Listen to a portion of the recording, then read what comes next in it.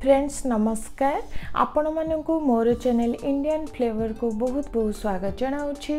Friends आज मु आनी आपण मानक पई देसी स्टाइल रे माछ भजार रेसिपी पखाला भात किंबा गरम भात सहित एही माछ भजा को ट्राई करिवे बहुत भल लागिबो। आशा करुछि रेसिपीटी आपण मानकु पसंद आसीबो।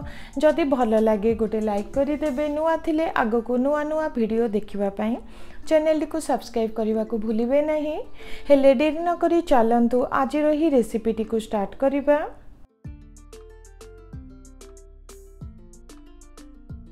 फ्रेंड्स माछ भजा पाई एठी मो प्राय 5 खंड हबो रोही माछ को भल भाबरे सफा करि नेछि।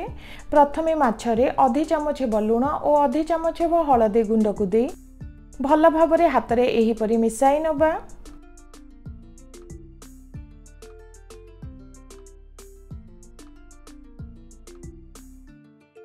एबे चलंतु मसला टी प्रस्तुत करिबा। एठी मु 2टी मीडियम साइज रसुण रो कोळ को नेछि। खंडे अदा को नबा।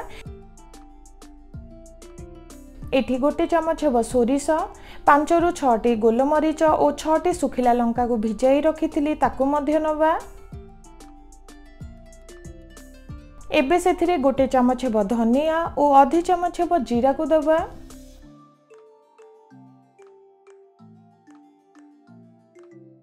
दरकार हिसाब रे एबे सेथिरे पानी देई भल भाबरे चिकन करी बाटी नबा। देखंतु चिकन करी बाटी नेछि। माछ भजा पे बेसर बटाटी प्रस्तुत हो गला। फ्रेंड्स देखंतु एठी गोटे कड़ाई रे किछि तेल को दे मीडियम हीट रे गरम करी नेछि। एबे सेथिरे मैरिनेटेड माछ को दे प्राय 2 रु 3 मिनिट पई टिके बादामी रंग हिला जाय भाजी नबा।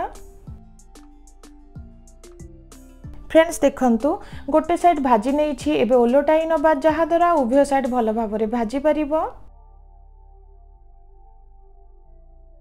फ्रेंड्स डायरेक्टली कंचा माछ को आपण माने भाजी परिबे बहुत सुंदर टेस्ट आसीबो। किंतु आगरु टिके लूण और हळदी दे एही परि भाजीबा द्वारा माछ टिके क्रिस्पी लागि थाए। किछि समय परे देखंतु माछ हल्का टिके भाजी गलाणी। एबे गोटे प्लेट रे काढी नेउछि।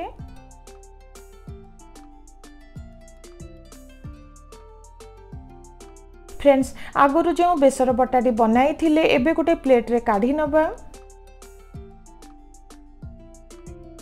एठी मु स्वाद अनुसार आधी चमच हेबो लंका गुंड को देउछि। ता सहित स्वाद अनुसार लूण को दबा। एठी अल्प टिके हळदी गुंड को देउछि। एबे भल भाबरे सब को मिसाई नबा। देखंतु माछ भजा पे मसला टी प्रस्तुत हो गला। फ्रेंड्स एबे माछ देहरे मसला को भल भाबरे लगाई गोटे गोटे करी तेल रे भाजी नबा। फ्रेंड्स मोर चैनल रे माछर बहुत सारा रेसिपी शेयर करिछि। निश्चित देखंतु केमिति लागिला निश्चित शेयर करंतु।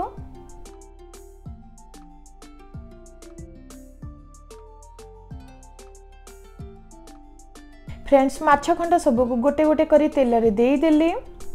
उभय साइड हल्का टिके बादामी रंग हिला जाए प्राय 2 रु 3 मिनिट पई भाजी नबा।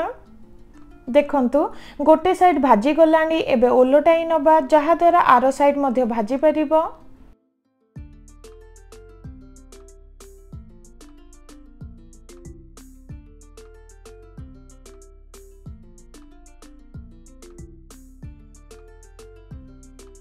फ्रेंड्स आरो साइड मध्य भाजी गलाणी। पुणी थरे ओलोटाई नबा और उभय साइड को 2 मिनिट पई भाजी नबा जहा द्वारा माछ टिके क्रिस्पी और बादामी रंगर हेई जिवो। किछि समय परे देखंतु माछ टिके क्रिस्पी और बादामी रंगर लागिलाणी। माछ भजा हमर रेडी हेई गला।